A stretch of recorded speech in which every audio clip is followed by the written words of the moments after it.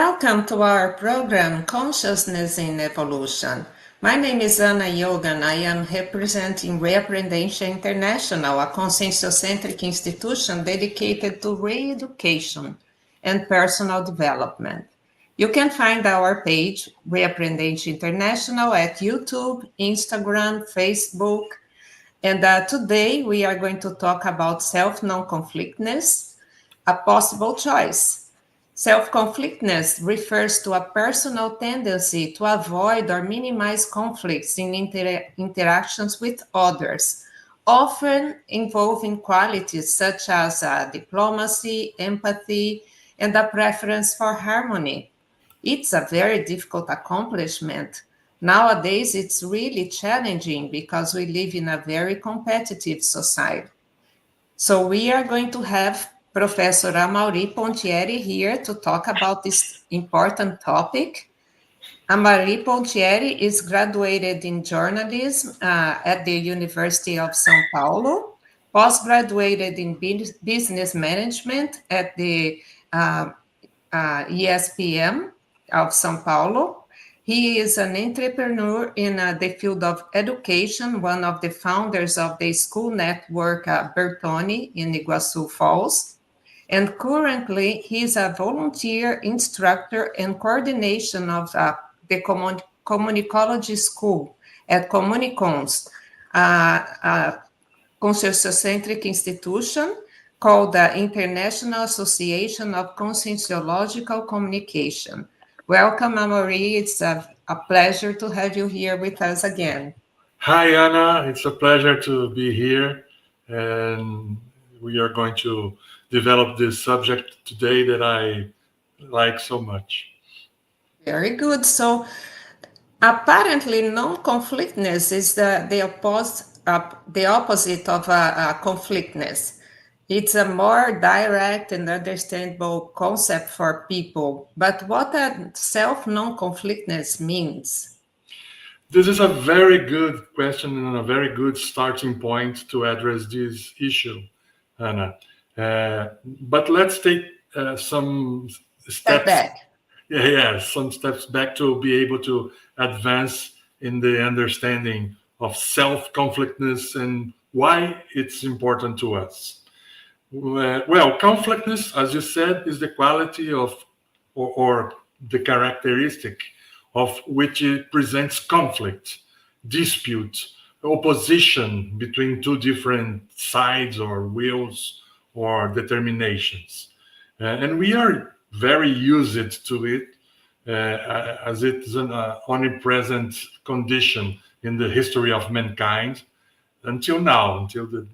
Now we hope that this will change in the future. But whether this dispute, these conflicts are in our daily life, or we are talking about major wars in the history between several countries.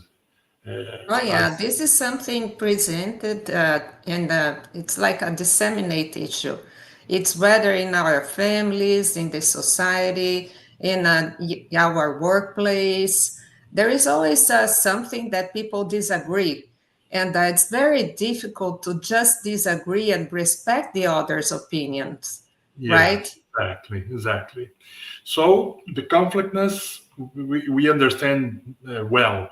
And the non-conflictness is in the other hand, is the opposite, is the way of thinking, the way of acting, and the mindset associated with pacification, harmonization, conciliation, and then people discuss this also because of the benefits that will bring to all of us. But and this condition of non-conflictness is desirable for consciousness evolution, as promotes teamwork, promotes synergy and group development, discoveries, the teamwork. If countries or people or companies or or all the mankind works together, we have benefits for all. So non-conflictness also people has a good idea. But what is self non-conflictness? Let's start complicating it. Yes, because when this two the conflictness and the non-conflictness, where these concepts are spoken of, we place I in opposition to the other or the others. Is the famous concept of duality, and with less or greater degree of awareness, we all have our intimate conflicts, our internal thoughts, conflicts. Uh, and What the happens person, sometimes that we end up projecting our conflicts onto the other as well, right? yes, there's a dynamic between our inner conflicts and the outside conflicts. Sometimes the inner conflicts reflects what's happening outside, and sometimes it's the other way. But I there see. is definitely a dynamic. So identifying and understanding these internal conflicts, seeking to diminish or eliminate them, as is more important than doing this in relation to external conflicts, because often they are the conflicts that are inside are the cause of the external conflicts. Not is not rare. It's not a rare condition. That is self non-conflictness. I understand. And it has a lot to do with that idea of black and white, and people do not know exactly how to separate things and into nuances, because that idea of embracing the differences is what constructs harmony and constructs collaboration and cooperation. And that's when we us ourselves the opportunity to learn with the other. Because, for instance, in other cultures, there are things that are very different from what we learned growing up in Brazil. Like I don't live in Brazil anymore. I live in the US, and people here have a completely different concept in terms of education, in terms of habits. And if we choose to be in opposition with those, it's kind of complicated because it's like going to somebody else's house and then starting giving your opinions in a place that didn't ask you to, right? Yes, yes, yes, and it's easier to think in terms of good and evil, black and white, the opposites. It's easy to think this way, but for instance, not everybody is completely evil or completely good. All of us has some, as you said, nuances and details, and sometimes you are a good person, sometimes you're not so good. So every the reality is not black and white. We have shades. We have A lot of shades of gray. yeah, lots of shades of gray, exactly. And so and thinking in that way is difficult, and it's difficult also to understand the others. But you have to start to understand yourself. That is this personal task. It's your task. Nobody are going to understand you. You have to understand you, because only you can access your inner self, uh, your intentions, your personality. People can try to do this, but if you don't help them to understand you, they are not going to do this, to achieve this. I see. And that would be probably why, like, if you are a person that chooses to be isolated, you are not going to evolve as a consciousness because this dialogue between yourself and the other is also a stepping towards your own evolution in terms Exactly. of evolutions as human beings, right? Nobody evolves alone. We are all evolving in group. We are all evolving in teams, whether we like it or not. There's a thought that says that uh, alone we can go faster, but together we are going further. Further. And then Mhm. that's is a true uh, thinking. All right. Would you mind giving more examples how people could understand better about conflictness and self-conflictness? Yeah, self-conflictness. I could think in terms of an analogy. Imagine that self-conflictness is something that is not going well uh, inside you. It is something that you have to repair. It's something that you have to eliminate as a thing that is broken. For instance, a car. Imagine that you have a car that has some problem in the parking brake. The parking brake is not working well. So when you park your car, your desire, your wish is that the car could be still, but the brake is not working properly. So the car is still moving, Moving, uh, and and it it won't it, stop. it starts to move when you want it. It's stay still, and that's not good. Imagine that on a slope, for instance. It could be a huge problem. It could cause an accident. It's not Yeah. a good situation. Or the in another situation, you are driving and the car loses speed or spend more fuel because the handbrake is activated. For instance, the people forgot To deactivate. yeah, forgotten Mhm. to activate. Then you're not driving Able to as drive it you properly. could. You are dissipating energy. You are losing energy to do the same thing. You are uh, spending a great amount of energy, and you're not able to do this in the more efficient way. So self conflictiveness is the same.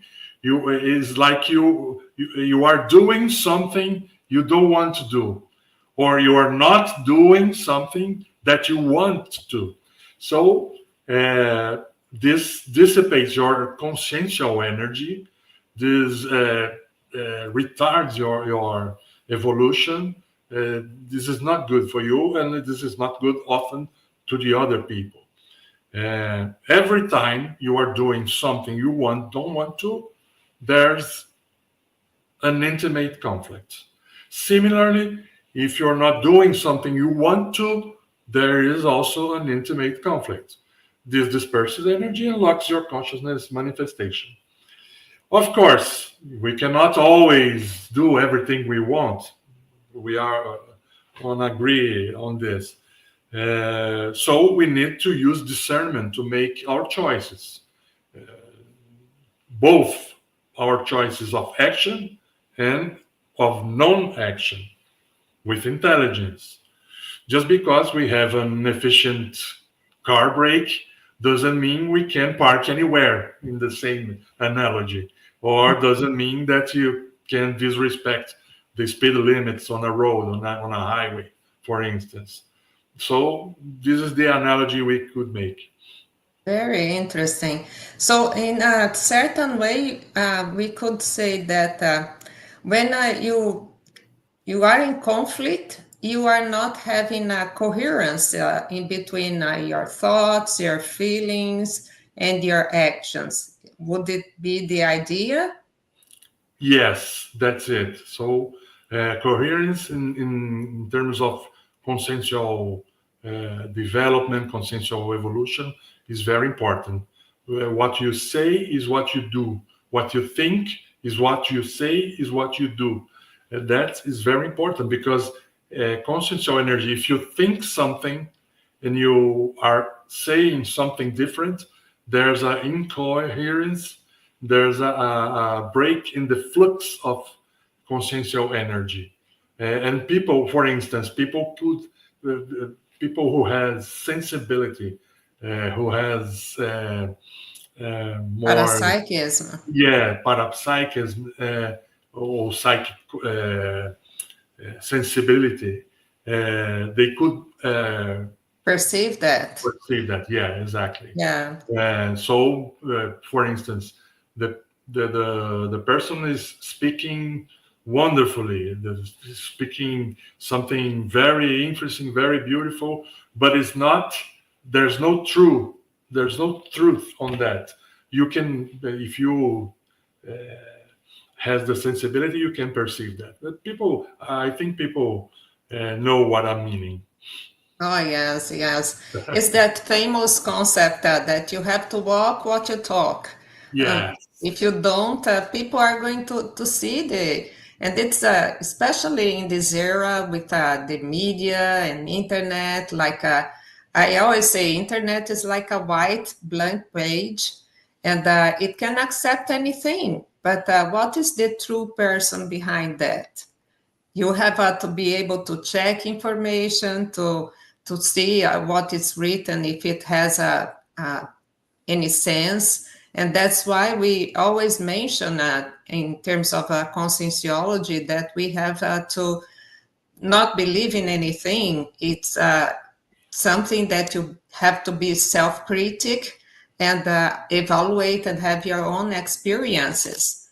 So Professor Amaury was also a teacher of a course in conscientiology that I remember it very fondly, the ESPM.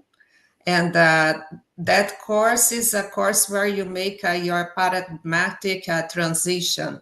And in that occasion, you are able to face your internal conflicts and also relate them to what you thought you would be doing here in Earth, which is like remembering your evolutive intelligence, the lucidity that you had when you were, in the extra-physical world before you came to this world as we know it. Can you talk a yeah. little bit about it? Very well remembered, and I think this course that you mentioned is of work, and we focused exactly in these questions of self conflicts and the important that we have to perceive that, to understand, to capture the incoherence that in our daily actions and in our daily life, it's all present.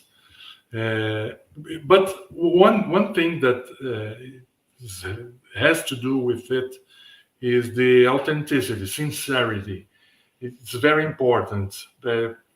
Just as the increasing the degree of sincerity helps in resolving conflict between different parties in a dispute, sincerity, or in a war, or in any negotiation, sincerity is always desirable. Sincerity of purpose, sincerity of the words, the intentions.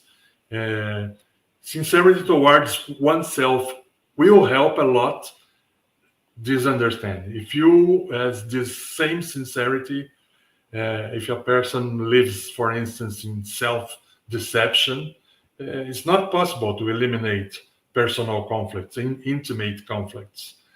So the person has to be sincerity, has to be sincere Here. with oneself. That's a prerequisite. That's Thus, what I always say when you want to somehow change something. You have to first accept that you have a problem, that you yes, need to change something, because exactly, otherwise, if you don't recognize you have a problem, there's nothing to change, right? exactly. I can I could want to help someone, but if the person doesn't want help, that doesn't identify the need for help, it's useless. It's useless. You won't help it. We have a very funny saying here in the US that is, you can take a horse to the river, but you cannot make it drink. So that's the type of thing that would align here.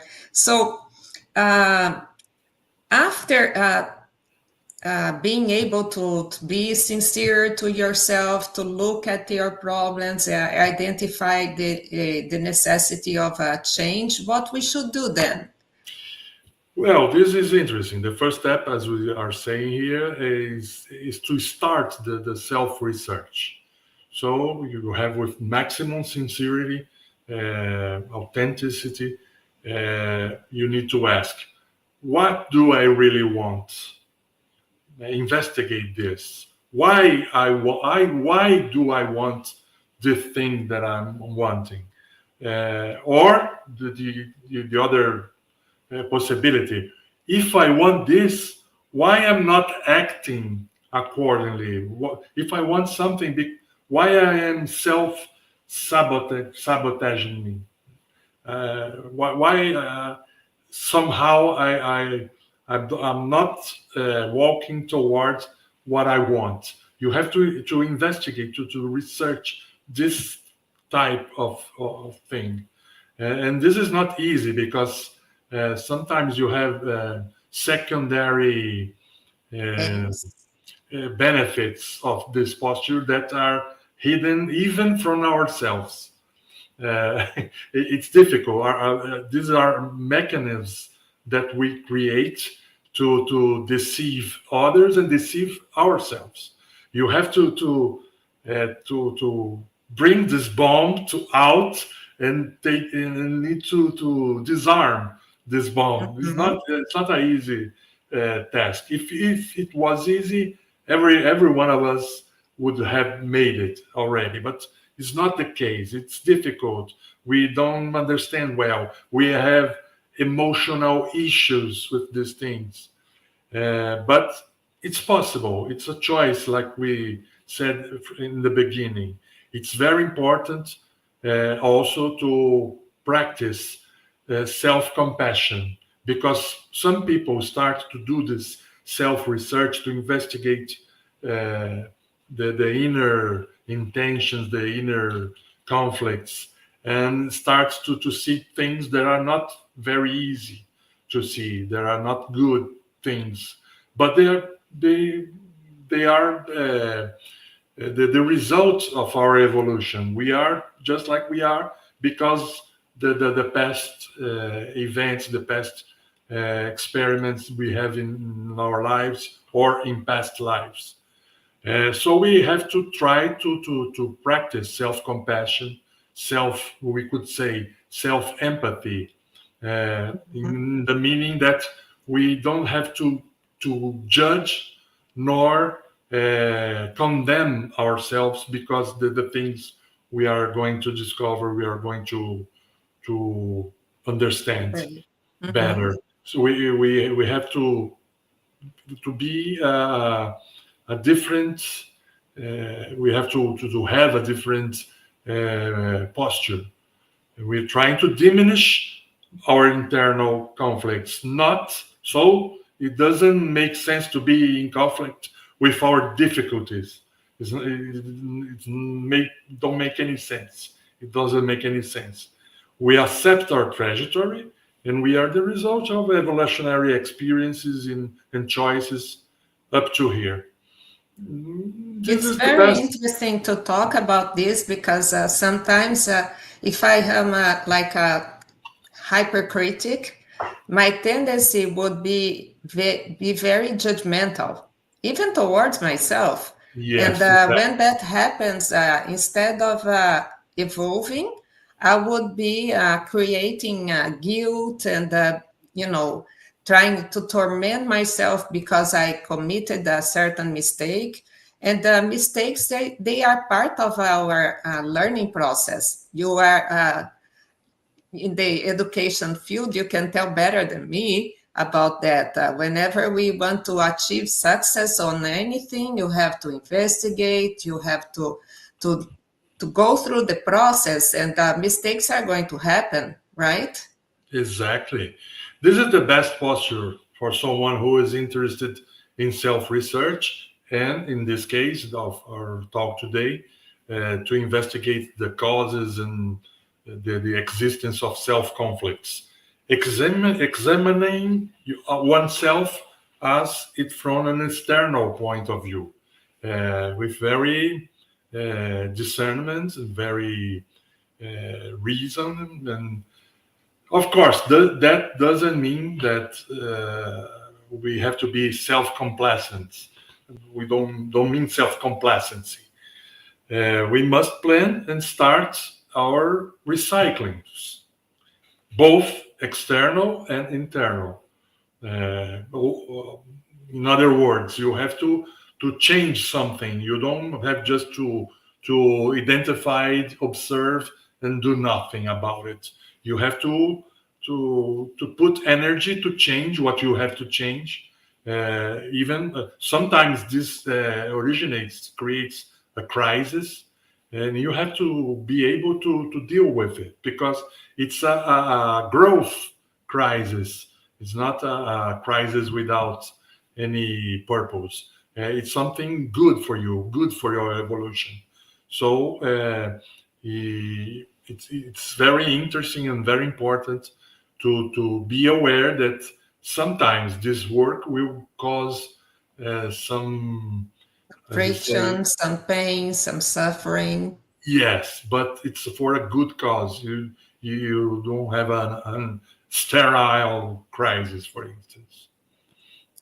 I work in the medical field, so for me, it's kind of like having a disease, and you have to take a bitter medicine. So that's going to be Yes, bad to drink and not very pleasant, but still, you have to focus on the end goal because if you just focus on the moment, you are just going to say, I am not going to take this bitter medicine. Why? exactly. That's a very good analogy. Very Right? good analogy because sometimes you see yourself in front of a crisis, and often your reaction is to escape or to run away Run from that. away. Yeah, that run away of that situation. It's very common. All right. Um, in terms of when I do these changes and these recyclings,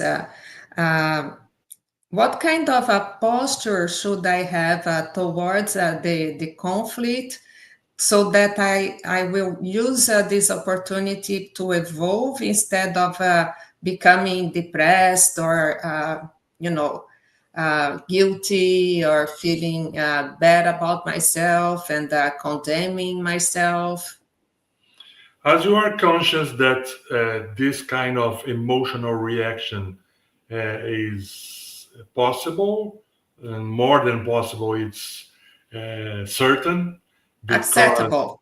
Let's yeah, put it this way. yes, as you know that is possible, or even it's a certainty that will happen, and you have to do exactly like this, to have a posture of acceptance and to understand that this is a transitory condition.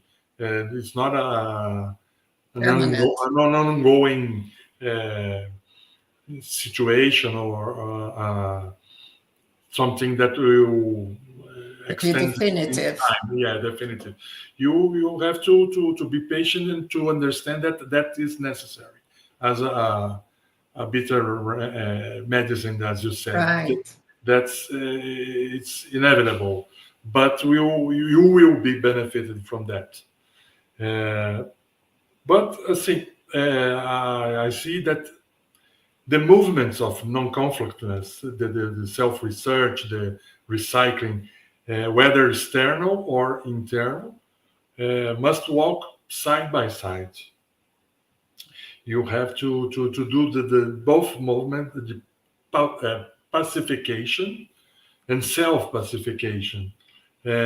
Understand the other and then understanding yourself. This is walks in parallel, side by side. And what would be the reconciliation and the appeasing dialogues parts on this movement? Has everything to do with, I think, self-pacification, intimate harmonization, often precede and are prerequisites for external pacification and better understanding with others. As we are saying, this have to walk side by side and look at the logic of the thing. If we cannot live in peace with ourselves, how will we live or will reconcile with other people? It's not possible. So these things are very connected. I Uh, understand. and that's why pacification and harmonization, both internal and external, should be evolutionary strategies for the most lucid consciousness. And whenever this movement kind of starts, it would be something that would make possible the grupo-karmic recomposition, right? Yes, yes. Maybe Exactly. relating to those phases would be interesting to uh, to talk about this. Yes, this is very interesting also because, first of all, the people who once uh, reduce the situations of both external conflicts and internal conflicts, he will change. He will change, including change personality. He will adopt a more assistential, interassistential posture, and this the other people around will see and notice that there are something different, and sometimes they see that the people are more peaceful. The person is more, more satisfied, more happy, more live his life more joyfully. So it's a kind of example for the others also. The people will look and say, wow, that person is different and is different in a better way. I want that for me too. And so you will be interested, the people will be interested in this personality to see why you are so happy, why you are so with this well-being, with this joy of living. This will provoke interest for the other people, and they want that for For themselves. themselves. Yes, too. It's that way. Is for that reason we say that what the better way of educate is by the example. Right. I read a book that had an interesting perspective in this topic. It's from Professor Flavio Gicovacci. He was a psychiatrist, Yes. and he talks about the good and the bad and beyond that. So he separates people into generous and selfish. And generally, these two personalities, they kind of search for each other. And then they are going to have a very conflicted relationship because obviously the person that is generous will not be provoking, discussions or problems because she knows how bad it's to feel conflicted. But the selfish person generally is brighter, extroverted, and she doesn't really care about what the others are going to feel or interpret about herself. And that becomes a really complicated relationship. So in that form, I would maybe you could clarify a little more.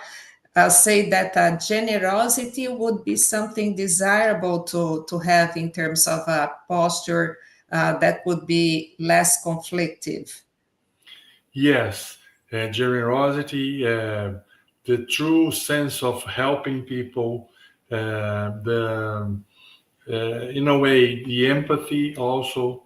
You have to this the person who has these characteristics developed. There are people that are enjoyable.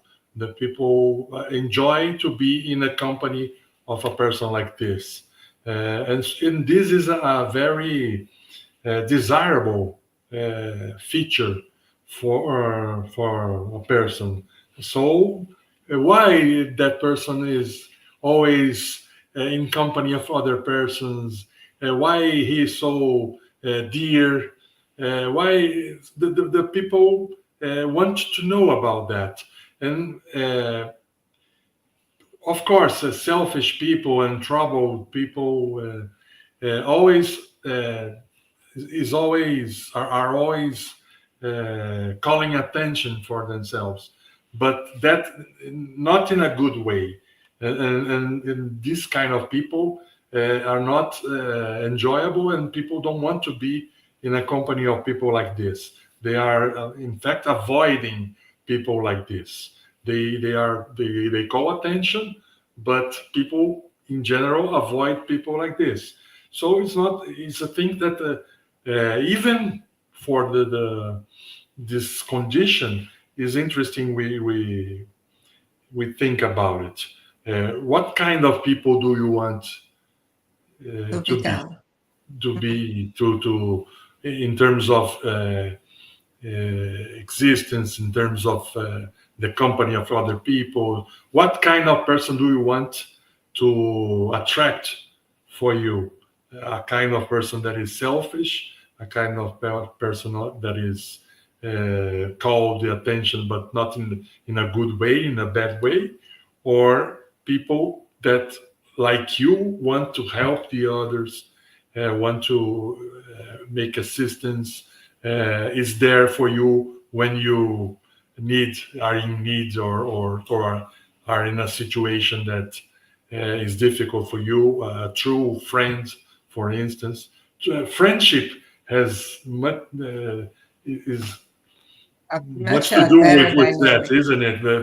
The friendship is a very interesting thing that that we could think about, because everyone is able to testify that a true friend is unimaginable richness in our lives. But I think it's the most important feature of a true friend is that person that is going to be happy with your accomplishments. Yes, yes, Someone exactly. that can be happy with you, it's truly your friend. Because, Yes. yeah, And love, one possible definition for love is to love someone is to make that person to feel better than you. This is a very good definition that I have read recently, and some kind of, like you said, about friendship also. The happiness of our friends is our Make us happiness, happy too. Mhm. make us happy too, or even there's a recent situation in the Oscars ceremony that they are filming one actress receiving the I think was Emma Stone, if I remember well, and there's the actor, the friend of was near her, and they filmed the reaction, his reaction to the the Oscar result, and he's truly happy and crying and vibrating for her even more than her. So the people are saying exactly like this. His happiness is this is the happiness of a true friend. It was in the face, it was in the energies, it was in the intention. It's Everywhere. visible. It's visible. It's very interesting to see that. Yes, that's true. I think And that the actor is Mark Ruffalo. oh, he's a very nice guy. Yes, Mark Very. Ruffalo, the reaction of Mark Ruffalo seeing Emma Stone receiving the Oscar. See that video in the YouTube or in the social media, and you will see that how interesting is it? I'll definitely look up, and I find him a very, very nice person Yes. because his posture publicly is a very, very dear posture too. For instance, he has Lyme disease, and my sister has Lyme disease as well, and Mhm. she was posting something and talking about how nice it was for him to be able to kind of empathize with the other patients and be a person that talks about this and so on. And he answered her actually, and Wow. yes, and said that yes, that disease is a very complicated thing, and he tries to bring awareness and to help people that have the same ailment that they have. So yes, very very nice. So I would say that this is an interassistential posture, right? When you are able to help yourself and help the others as well. So, how the conflict can be on the way of being a person that is able to interassist. Well, this exactly. I think one thing is directly and very connected to the other. Because the interassistance will improve our our self and self non-conflictness in a way that we are going to see the suffering and the pain and of the others.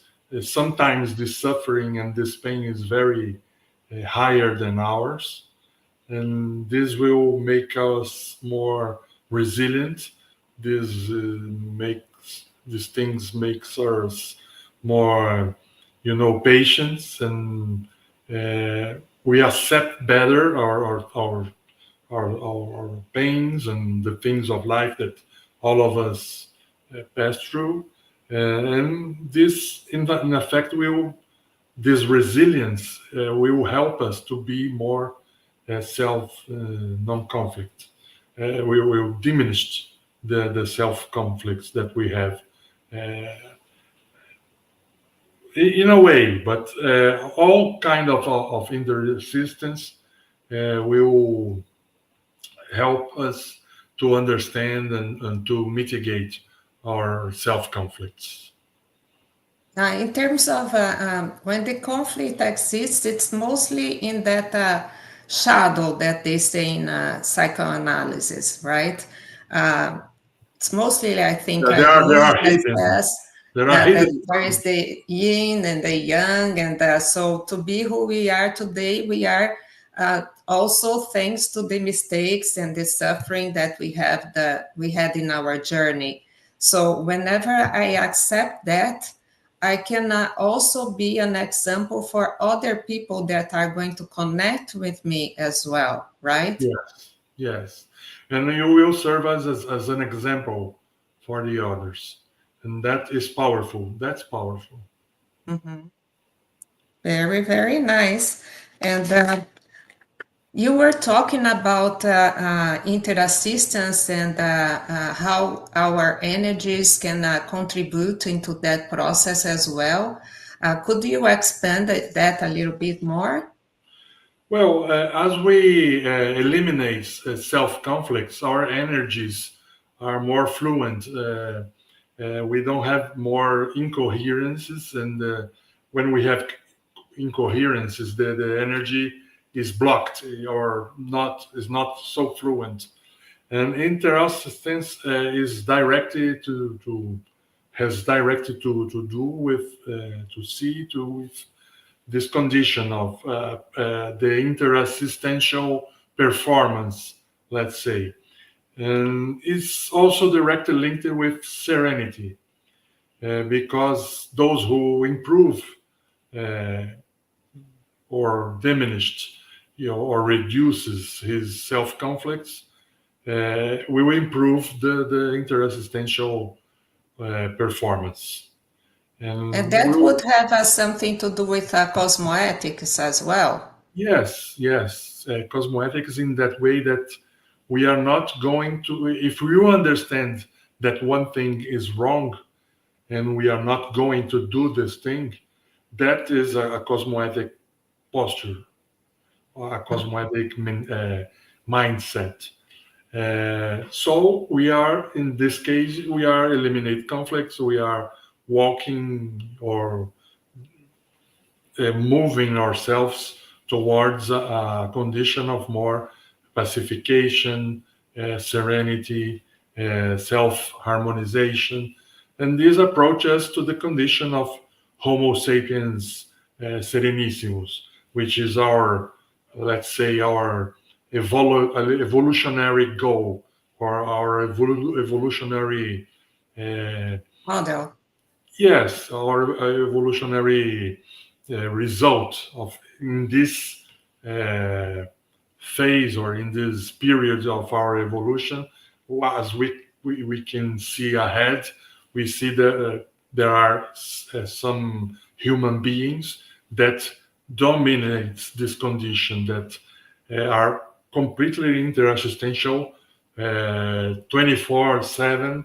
And they are, one of his features or characteristics is exactly this kind of serenity, this kind of absence of self-conflict. So this is one thing that is good for us to take as an example or as a model for our behavior. And so, in terms of cosmoethics, let's expand that a little more. Um, the cosmoethics has to do with the cosmic flow in terms of how we are honest with ourselves and we are able to be inserted in this cosmic flow in a harmonic way, right? So if I learn how to be more cosmoetic with myself and address my conflicts, that's something that is going to extend that in my manifestation towards other people. And how that process can be done in a practical way. Very interesting, this question, and I think very deep also. But let's think one thing. Violence has to do with make someone do something that that person doesn't want. This is the very definition of violence. When you commit violence, you are making someone, or one people or many people, to do something that they don't want to do. Not people, beings, in You are kind of in a general way. Yeah, subjugating. yeah. it is against the determination of the other.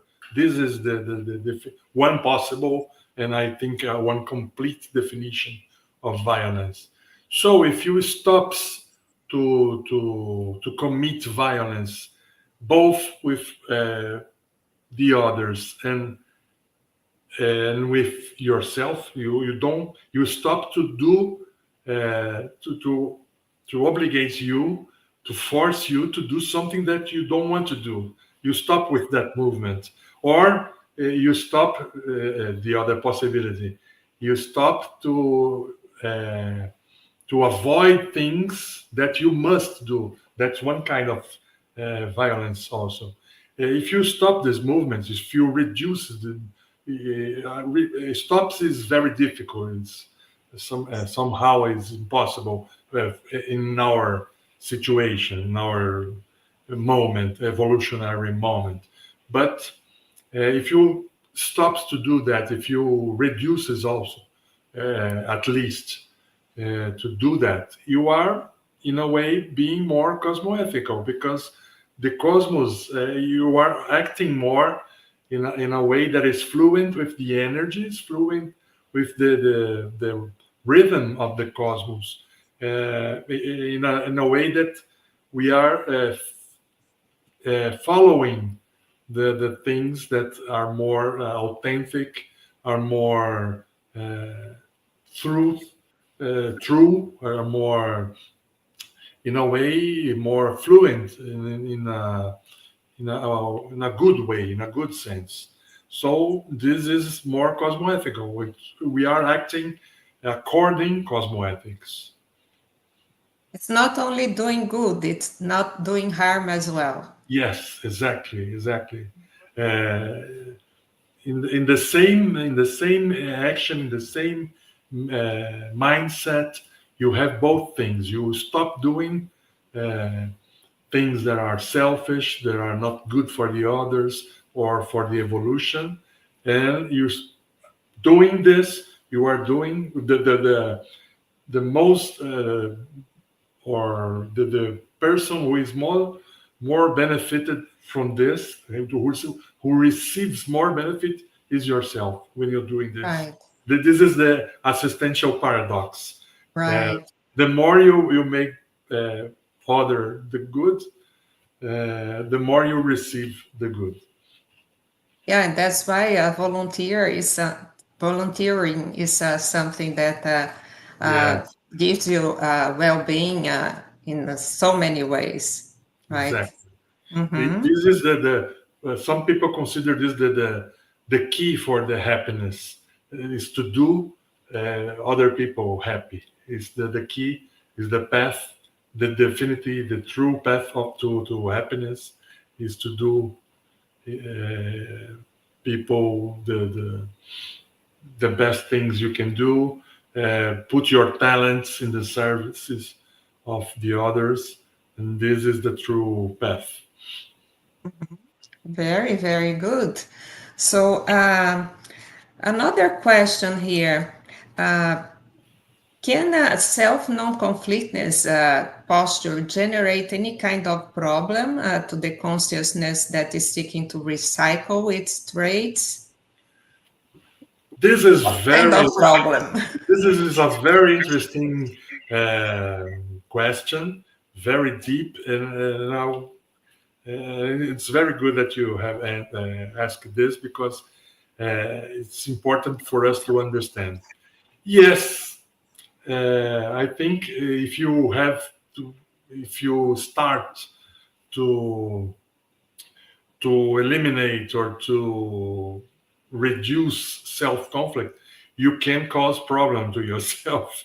And this can even be considered a paradox. Wanting to eliminate or intimate conflicts can cause conflicts with others. Mhm. But this is because one thing that we have mentioned already, that is the crisis, the emergence of crisis, evolutionary crisis, because not everyone is interested in consciousness evolution. When you start to move a consciential evolution movement. Like we have friends and enemies. That our friends are interested in our well-being, in our happiness, in our joy, and the enemies are not interested in that. In our life, everything that you want to do, you have people who is pro and are people that are Against. against what are we doing. So it's the same when you start to make an effort to eliminate your conflicts, your inmate conflicts, your intimate conflicts, better saying. There are movements that are going to difficult that. There are movements and thinkings and thoughts and actions and people and all sort of things that are going to cause difficulties in this movement, but you don't mind all of these things because you have a firm purpose, you have a good understanding of what you want to achieve, what are your goals. So this is important. You have to be a posture, you have to be a mindset of a true researcher and a self-researcher. And what this involves you be very serious with that. You have to be resilient. If you want one thing and you know that thing is better for you and for the others, this will happen no matter what. And this is very interesting and very important to do that. So all difficulties that will appear in the way, it's in a way, let's say you are aware of that will happen, this kind of difficulties, but you don't feel too much. You are protected by uh, your own firmness, Yes, yes, your your own own. integrity. Hmm. Yes, this will protect you because you know that you are doing is right, and it's better for you and for the others. So the difficulties will be in second plan or will be in a position that will not They prevent sub they you subside, to right? to achieve what you are willing. They kind of subside over time, but there is a period that it's not easy at all. I kind of remember whenever you are going on a diet, for instance, you go to somebody else's house and they come with that nice cake and they say, oh, it's just a Temptations, little temptations. piece. That's not going to make a difference. And you are like trying to cut your carbs and you know that's important for you because you can develop diabetes and so on. And the person has no idea how that is going to impact. They are like, oh, they, they have good intentions, but who is responsible for the process, right? That's Yes, how you should. that's why we are talking about discernment from the beginning, in the beginning of our talk here today. Discernment is a kind of lighthouse that illuminates, that enlightens all the way. You see that, and you see, wow, this could be good now, but in the whole plan is not a good thing. So Not in the long term. I will pass. Mhm. All right. So we are reaching our end here. If you could please, Amaury, make your last remarks. Well, I think the interest of understanding, identifying the self conflicts, it's a very important movement. I think everybody should do that. Try to understand better how are how we do that and how these things are Connected. stealing energy from us, because sometimes you can't recycle something because you don't have the energy enough to do that, but that energy is being stealed from you, is being stolen from you by the self conflicts. You are Right. like it's like carrying water in a bucket, that is how you gonna say that, who doesn't have Oh, that doesn't yes, have a that front, has a yes, hole and the a water hole is is going to be leaking. yes, a hole. There's a hole in a bucket, and you're trying to carry water. The water you will not be you can transport some amount of water, but it will be inefficient. I think self conflict do exactly like this with us. We became non-efficient beings. We are saying one thing and doing another. We are thinking one thing and saying another, and doing a third one. So this Yeah. steals energy from us, prevent this, uh, prevent we from achieve our goals, and once we identify this, we understand this, and we start to self research in the with the intention of understand this mechanism and understand how these prejudices.